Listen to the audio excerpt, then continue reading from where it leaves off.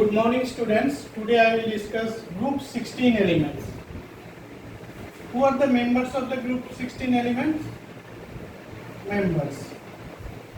The first member is oxygen, then sulfur, then selenium, then tellurium, then polonium. Let's see what is their atomic number. Oxygen is 8, then sulfur 16, selenium 34, tellurium 52, then polonium 84. Now, what will be their electronic configuration? If we write their electronic configuration, it will be like 1s2, 2s2, 2p4. Okay, 1s2, 2s2, 2p4. Or we can write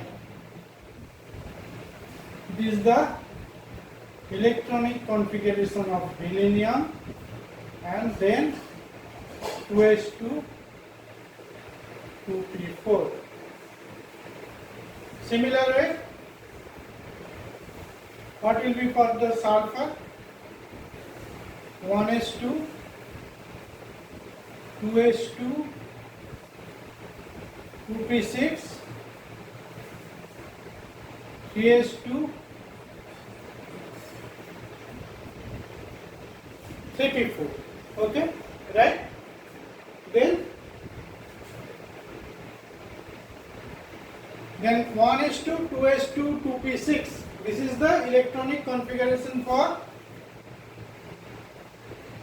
neon. So 3s2, 2p4. So you see their electronic configuration is same. In the outermost shell they have 6 electrons. So the rest of the electronic configuration you do on your own, okay, in this fashion. Now let's discuss what will be their physical state. What will be the physical state of those elements?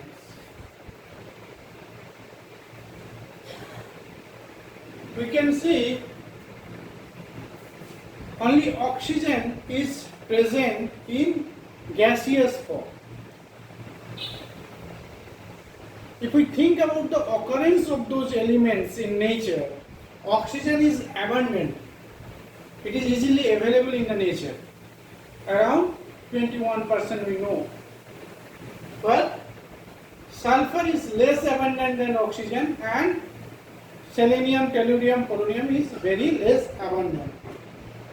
Now if we compare the physical state of, say, oxygen, sulfur, selenium, tellurium, polonium, we can see that only oxygen is present in gaseous form. Oxygen is a gas and it is freely available. Okay. Others are available. Oxygen is also available in combined state, and others are available mostly in combined state. Less abundant in the free state. Now, if we ask you a question,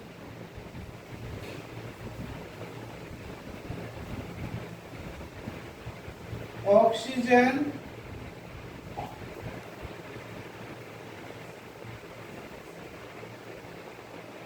is a gas, but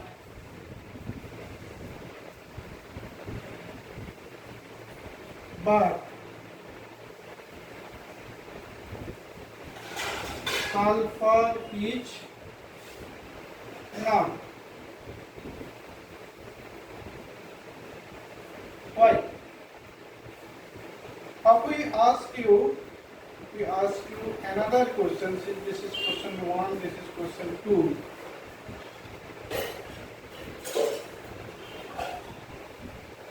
Compare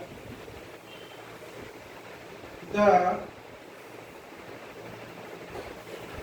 structure of oxygen and sulfur molecule.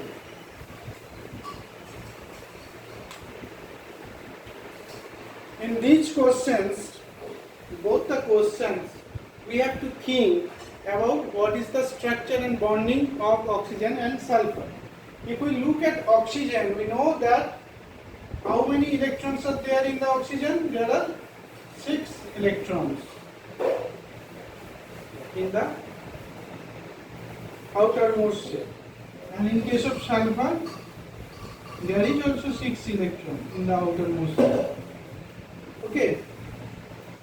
So, what is the bonding of oxygen? Oxygen forms double bond with another oxygen atom, and there will be 2 lone pair of electrons. Okay. What is the type of bonds here? We know that one bond is sigma bond, another is pi bond. So there is p pi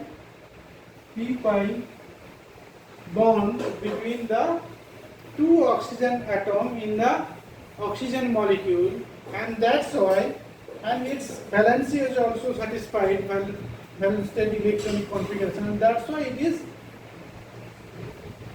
available as a discrete molecule. But in case of sulfur, the size of sulfur atom is much more than oxygen atom.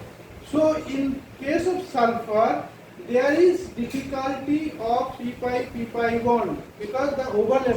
How is the p pi bond formed? It is like this. The pi bond formed is, so in case of oxygen, what is, so one is sigma bond like this, and so this is the oxygen atom.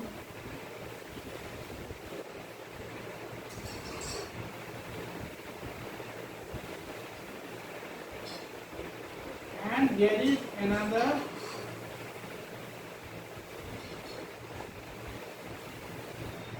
so this overlap is there. The overlap is like this.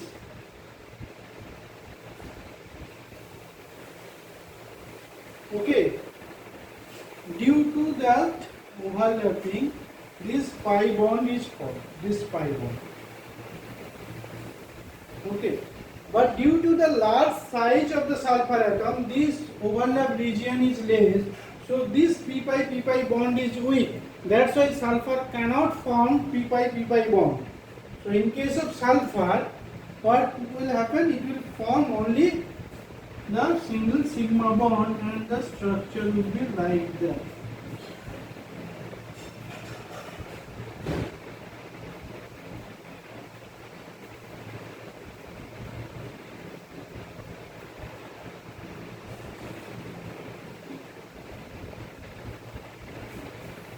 So how many sulfur atom? 1, 2, 3, 4, 5, 6, 7, 8. So sulfur will form S8, whereas oxygen will form O2. Okay, that's why due to this p pi bond, strong p pi bond, it is available as discrete O2 molecule and available as gas, but where in case of sulfur, the molecular structure is heavier than oxygen due to 8 number of sulfur atoms, and it can't form p pi bond, so it can't form H2 molecule, discrete H2 molecule. Rather, it will form a solid substance having more sulfur atom. Okay, Why? Because this p-pi bond is weak here, so it can't form p-pi bond, only form sigma bond between two sulfur atoms. Thank you.